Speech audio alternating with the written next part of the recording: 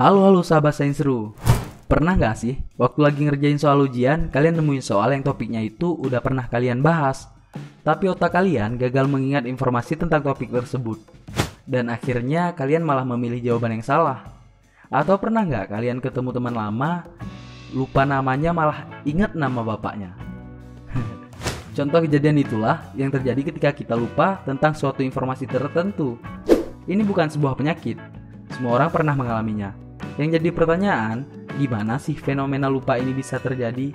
Kenapa kita bisa lupa informasi yang bahkan kadang-kadang sangat penting sekalipun?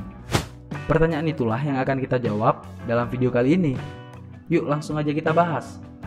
Berdasarkan Scientific America, otak manusia itu punya dua jenis sistem memori, yaitu memori jangka pendek dan memori jangka panjang. Memori jangka pendek ini adalah suatu sistem yang menyimpan informasi mengenai suatu hal yang lagi kita pikirkan dan berisi detail mengenai hal-hal yang sedang atau baru kita alami. Contohnya nih, terakhir kali kamu pasti lihat smartphone, aplikasi apa yang kamu buka? Kalau bisa menjawab pertanyaan tersebut, berarti memori jangka pendekmu masih bagus. Sedangkan memori jangka panjang adalah informasi penting yang akan kita ingat dalam waktu lama, dibentuk dari kehidupan dan pengalaman kita. Contohnya, kamu bisa mengingat dulu sekolah dasar di mana dan siapa guru favoritmu di sana. Informasi ini biasanya tidak sedetail memori jangka pendek dan ingatan yang terbentuk hanya yang bersifat umum. Memori ini pada dasarnya adalah informasi-informasi yang disimpan dengan mengingat apa yang dirasakan indera kita sehari-hari. Apa yang kita lihat, apa yang kita rasakan, dan apa yang kita dengar. Secara psikologis, ada 4 alasan ilmiah kenapa kita bisa lupakan sesuatu. Hal ini seperti yang diungkapkan oleh Elizabeth Lottfuss, salah satu ilmuwan bidang memori terbaik di dunia.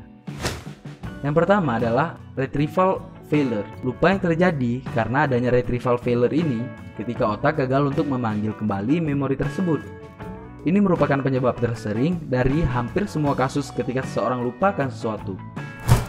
Jadi ketika ada informasi baru, otak akan menyimpannya seperti sebuah jejak.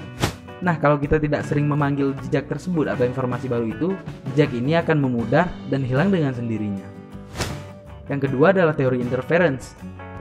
Teori ini menyebutkan bahwa sebagian memori baru akan berkompetisi dengan memori lainnya untuk mengambil tempat area buat penyimpanan informasi mereka. Ketika informasi baru ini mirip dengan informasi lain yang pernah ada di otak, maka besar kemungkinan informasi baru tersebut akan mengambil tempat informasi lama dan menggantikannya. Sehingga nih, ketika kita berusaha mengingat hal-hal yang berkaitan dengan informasi lama tadi, kita bakalan lupa karena tempat dia disimpan udah jadi rumah baru buat informasi baru. Yang ketiga, teori failure to store. Terkadang, lupa itu bukan terjadi karena kita gagal memanggil informasi yang sebelumnya sudah disimpan, tetapi bisa terjadi karena memang informasi yang berusaha kita ingat itu malah dianggap tidak penting oleh otak dan tidak pernah meninggalkan jejak. Jadi informasi ini memang sama sekali tidak pernah tersimpan sebelumnya. Seberapa keras pun kita berusaha mengingat, ya nggak bakalan bisa. Teori terakhir adalah motivated forgetting. Yang terakhir ini agak menarik karena berbeda dari yang lainnya. Kalau semua alasan sebelumnya terjadi secara tidak sengaja ya. Jadi pada mekanisme motivated forgetting ini, kita memang secara aktif sengaja untuk berusaha melupakan informasi yang telah kita alami. Apa tujuannya? Informasi yang berusaha dilupakan itu biasanya berhubungan dengan kejadian trauma atau pengalaman mengerikan dan menyakitkan. Misalnya rasa sakit yang disebabkan oleh si dia yang ninggalin kamu waktu lagi susah. Nah, ada 2 cara motivated forgetting ini dapat terjadi, yaitu melalui supresi atau secara sadar, dan mekanisme represi atau secara nggak kamu sadari otak bekerja demi melupakannya. Tapi tahu nggak sih, ternyata kita dapat melatih otak supaya nggak melupakan hal-hal penting yang kita anggap sangat penting. Salah satu cara yang paling mudah dan paling efektif adalah dengan mengulang dan melakukan kembali informasi yang nggak pengen kamu lupain dengan sering dan terus-menerus. Lama-lama informasi ini nih bakalan punya tempat tersendiri di bagian otak yang mengatur tentang memori jangka panjang.